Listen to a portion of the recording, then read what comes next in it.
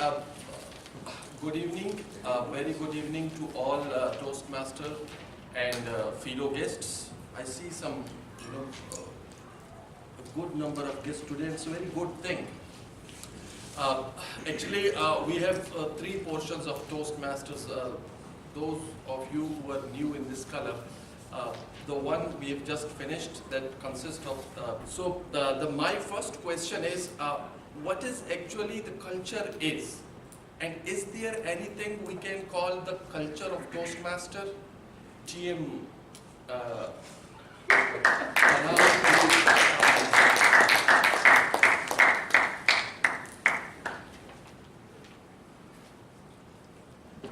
One part of Toastmaster culture, always shake hands with the speaker.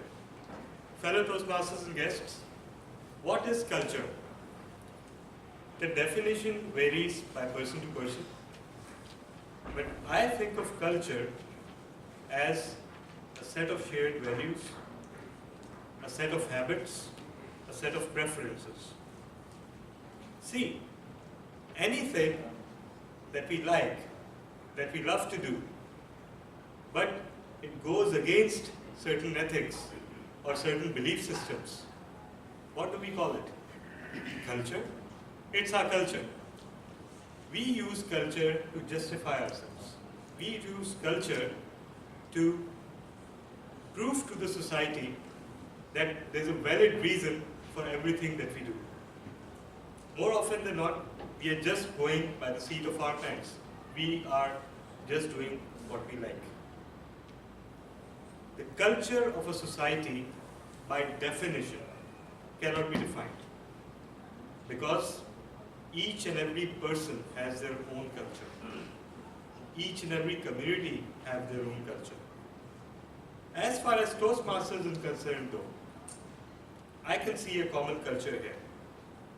And that culture is tolerance, appreciation, creativity.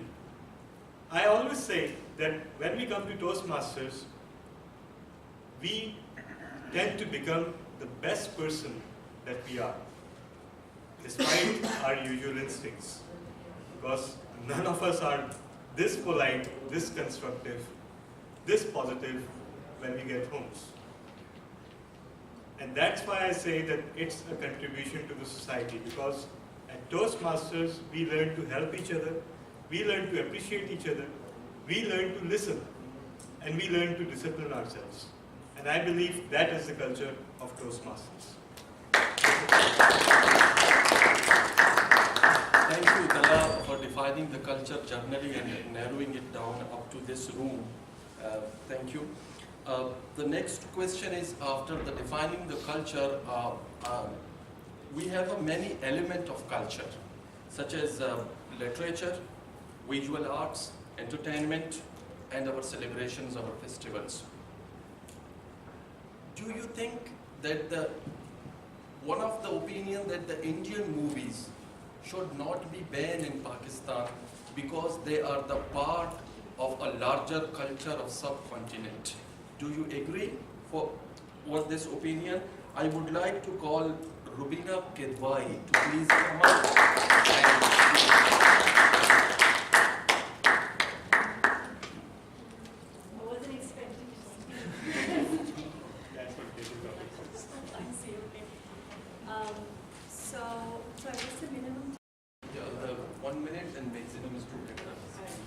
Should we ban Indian movies in Pakistan? Is that what you're saying? We should not ban Indian movies in Pakistan because they are the part of a larger subcontinent culture. Okay. And you're supposed to defend it. Okay. I think in this day and age, our culture, whosoever culture we're referring to, is impacted by whatever's happening in the world. There's so many different ways of information that's passed in society at this point in time. You ban, whether you ban one thing or not, it's almost irrelevant. So yes, I do believe there's a larger culture now that impacts different societies because, whether it's,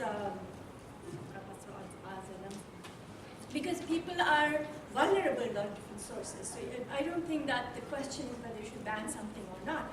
Probably the question is, should societies begin to reflect on what their culture is how it's changing and what they want their culture to be. So perhaps people can begin to take all the sources, take all different influences that are coming in, Indian or not, but begin a dialogue as a society about who do we want to be in our culture. How is our culture changing and where do we have control over it? Do we want to give shape to culture the way we want to? So, sorry, this is short, but this is what Thank you, Ms. Rubina Gilroy. My next question is, when it comes to the Toastmasters, there are three subjects which we usually do not talk about it. It's about politics, religion, and sex. It is all because of cultural sensitivity. Do other countries also have the same sensitivity in their own Toastmaster club? I would like to put this question to Farhan Qazi.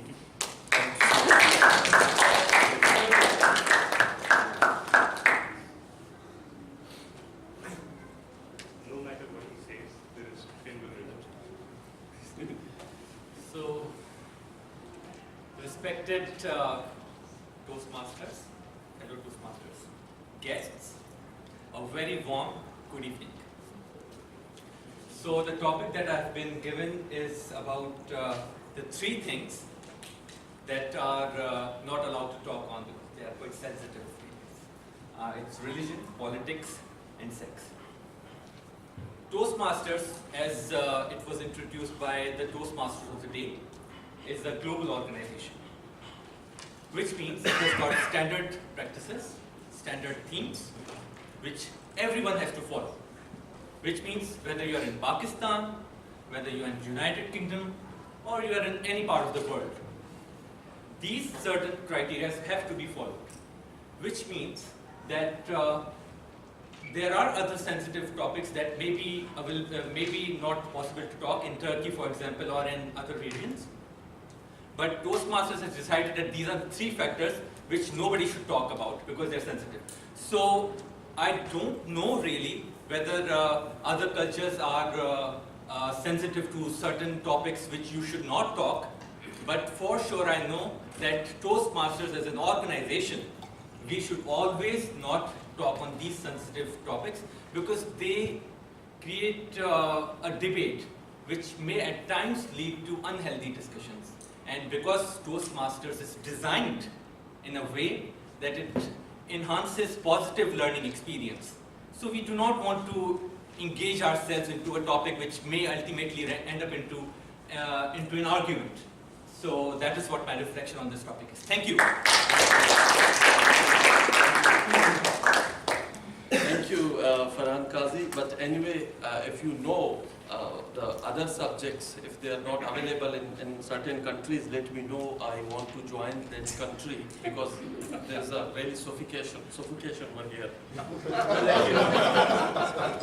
Okay, come to the next topic. Festivals are also a part of culture.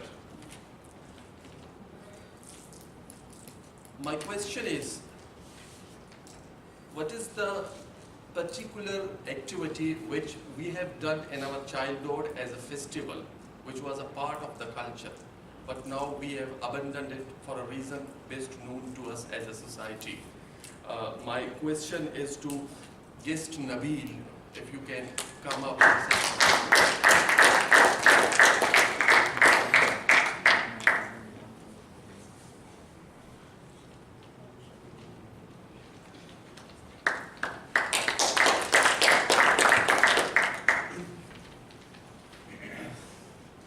Good evening again.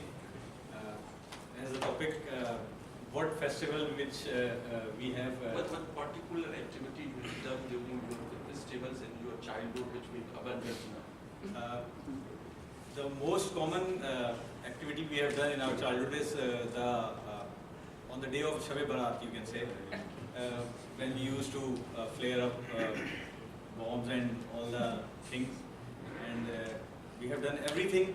We have used carbide, we have used, I would use the word Urdu Puljadi, and you can say the debris. Debris was the, we used to use. So at that time we were very young. We don't have such vision whether to use these things, and the impact of the things for the society was not good. So by the passage of time, we are growing up. We are analyzing things, and we are understanding the harms and the things related to the activity we had done in our childhood.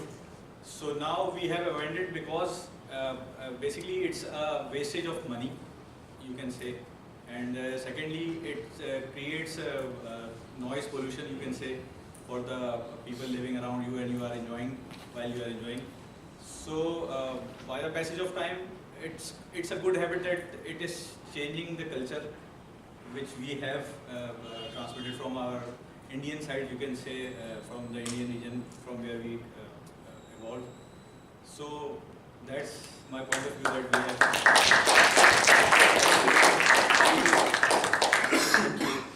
When it comes to the element of culture, clothing is also a part of the culture. Now we have increasingly observed that people like Sana Safinas and Sanaullahs have distorted our traditional style of clothing. My question is, what kind of clothing do you think should be a part of the culture, and what kind of the clothing, at least one example, which is available currently but not the part of our culture and should be discarded? I would like to put this question to our newly member, but we are treating her as a guest because it is perhaps first meeting over here. Toastmasters, someone please come up.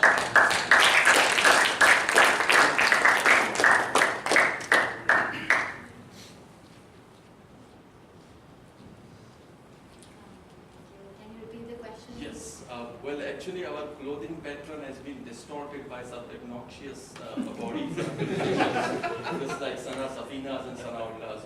Do you think that had they not been there, what kind of clothing we had as our culture, and which one that they have recently introduced, which should be abandoned and not being used?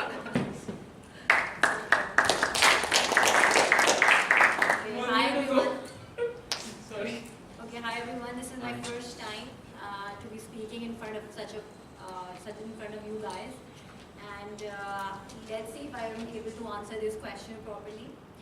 I don't think that these brands particularly have distorted our culture in any way. Clothing is a very primary component of every culture. That's true. But as times progress, clothing also evolves. As per the recent trends, as per the recent fashion trends going on, and this is how one progresses in life, and this is how one learns to adapt to people who are already evolving. So these brands, I would say, they have in a way improvised our traditional way of dressing up, but I wouldn't say that they have completely distorted. They have maybe made it better. They have made it more, I would say, comfortable, made it more presentable, so that people can so that people can adapt to their newest lifestyle as they want. So I guess that's just about it.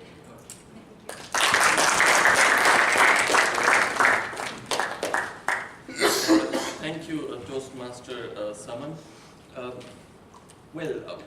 After wearing clothes, we have a food to eat, and this food is also a part of our culture.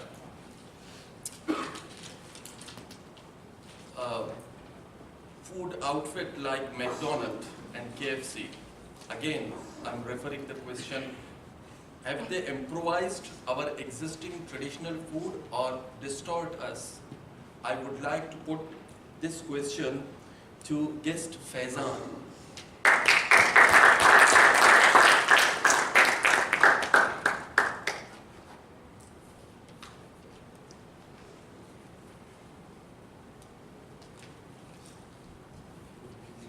Yes. Do you think McDonald's distorted our traditional foods, or as what TM Samankar improvised it? Fellow Toastmasters, good evening everyone.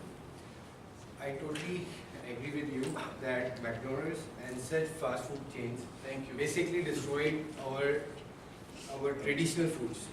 And if we go through abroad and we go to European countries, traditional food of Pakistan, especially Pakistan and India, has been followed since couple of years in all these continents. Okay, and let me tell you about importance of culture, importance of anything in culture. I usually give this example to my colleagues or to my friends that importance of culture is that we always used to blame other people's on any, we can say that myth, we can say that they are following to anything, either it's religious or it's non-religious. But we could not change ourselves in simple one tradition which has been followed not by our society but individually within our house. We could not change this single activity. Let me show you an example. Most of us may think that in our wedding anniversaries, there's a function which is called mehndi. As far as Muslim tradition is concerned, it's not belongs to Muslim. It's basically come in within the culture from Hindustan. But most of us may not like that of it, but most of us usually attack it. This is the importance of culture. Actually, I like mehndi, but I can't use it due to cultural sensitivity. Okay, once we have a cloth and we have a food inside us, we just want to be entertained, because entertainment is also a part of the culture. What type of sports do you think we should have in our country are declared as a cultural sport in Pakistan?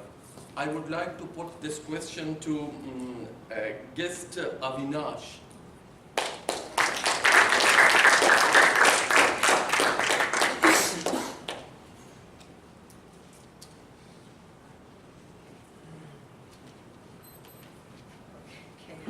Well, it's very difficult. Once you have a food, you have a product, you want to be entertained, you want to play a game. What kind of game do you think we should have in country as a cultural game? Hello everyone. So I think the most played game in our country, and I think that is the cricket, and I think that this should also be a cultural game. Why? Because everyone from the childhood is playing that game, and sorry.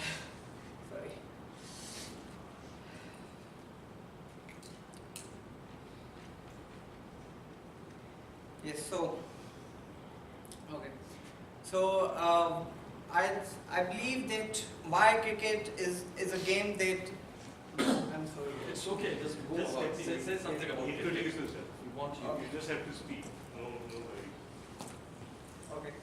So when I was coming here, I'm sorry, I'm not It's okay. continuing the topic. It's Actually, okay. I'm very bad at critical thinking and very bad at quick answers that are given to me. So I'm really bad at. When I was coming here, actually, I thought of many things what I should talk about because I didn't know about the culture here. Right, so I thought of many things. I thought of what should I tell, what should I not tell, and I thought that I should express myself because that's where I'm lacking. Because when I know some people, I don't really express myself, but when I'm between in some people who I don't know, I really want to express myself, and I come a very open person. So I want to say something about rejection. I'm not talking about the rejection that we usually get from the employers. I'm talking about something that happened to me recently. Rejection from a girl.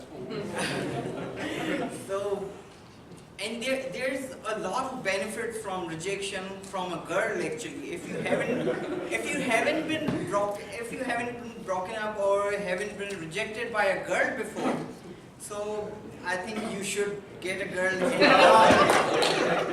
Yes. I'm sorry, I'm going to continue anyway. So, guess what? I proposed to a girl recently. I said, I like you very much. And guess what she said? She said, "Acha."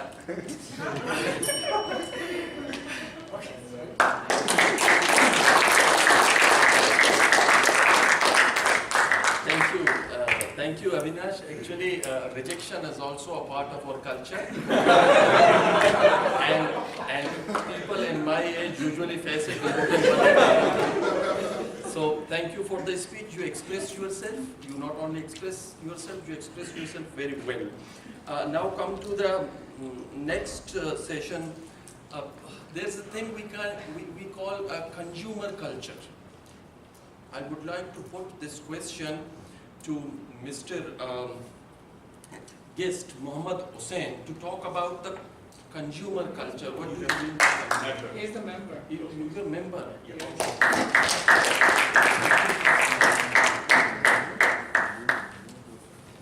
So TM Muhammad Hussain. Good evening, fellow Toastmasters and distinguished guests. As we are talking about culture and we have seen the different kind of different categories of culture, different parameters that form a culture, one thing that is quite prevalent these days is consumerism that is spreading across the globe. And we realize that we are buying things probably that we do not need or probably we do not require to fulfill our requirements, but why we are buying it. As you also mentioned about some brands like Sana, Safinas or the fast food chain. Probably the reason behind this, I would say, mad race, of which I am also a part, and is probably the influence of media that is causing us to, that is driving us in a particular way and is asking us to spend probably more than we need to spend on things that provide us less utility, but gives us some kind of a psychological benefit that we got a great deal, and all these kind of deceiving sales offers that we see, and we don't really plan to go to buy something, but when we see this up to 50% sales or flat 70 and something like that, we end up actually spending more than we had to or we planned to. So on a positive side, okay, consumerism is good if we are getting some, if we are getting a voice or if we are getting more options. From that perspective, is good. But overall, if we see and compare the cost and benefits of this phenomena, we would realize that probably we are getting more drawbacks from this phenomena than the benefits. Over to you. Thank you, Toastmaster Muhammad Hussain, for defining this talk about the consumer culture. Now, my next question is the young man Mohit, and my question is, when did you come across first time the word culture, and what do you mean by it? I want your own definition. What do you mean by culture? You are not necessarily to be correct by any definition or any book by us. Okay? So please.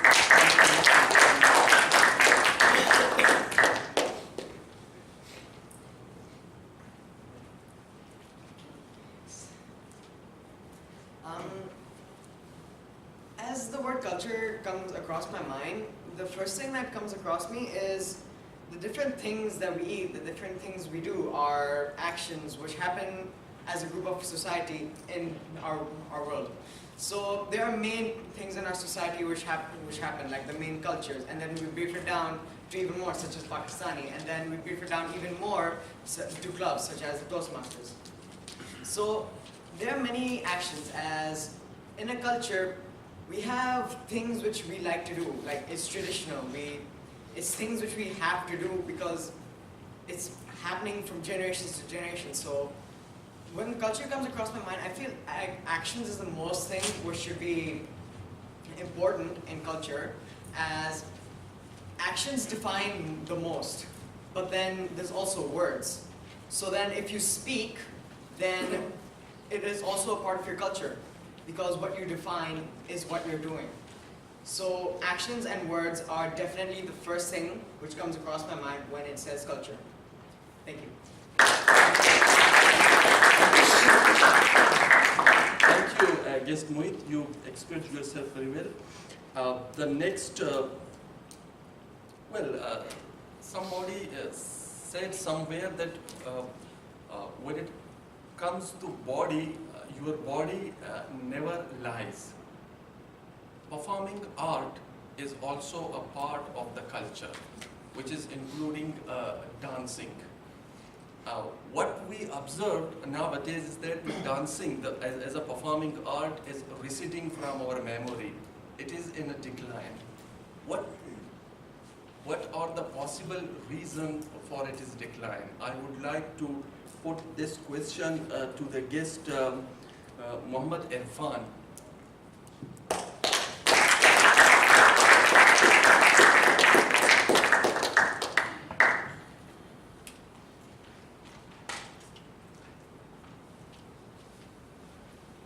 Hello Toastmasters.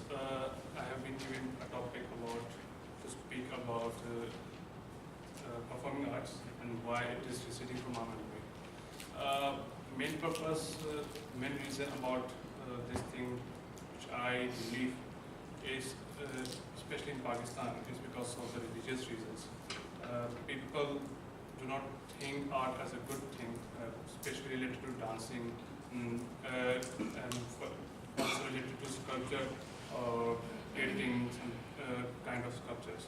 So I basically think it's the religious reason. And how can we revive that thing? I think we need to create some academies, make people more aware that creating such academies, people would have more opportunity to network and this will create a society of tolerance and will create a great society which will have more tolerance and in which we will give other people space so they can perform their own work according to their nature. So that's the basic reason. Further, we have a way of thinking in which we bring always religion to evaluate how things are working. Specifically, we evaluate things always in perspective of religion. So that's my perspective. I hope you agree with that. I will let know Shima Kermani about you since you are supporting the opening of theatre in our country. Thank you very much. The next is culture is all about visual art. Painting is also a part of a culture. Like dancing, we are also in decline when it comes to painting genre in our country. We can't hear recently anybody since Sadiqain and Gulji, right? I would like to call Farhan to please come up and express and talk about the painting.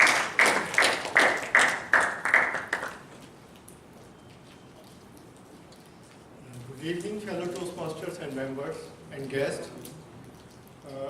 I believe that culture is a different name of creation, and culture is the second name of colors.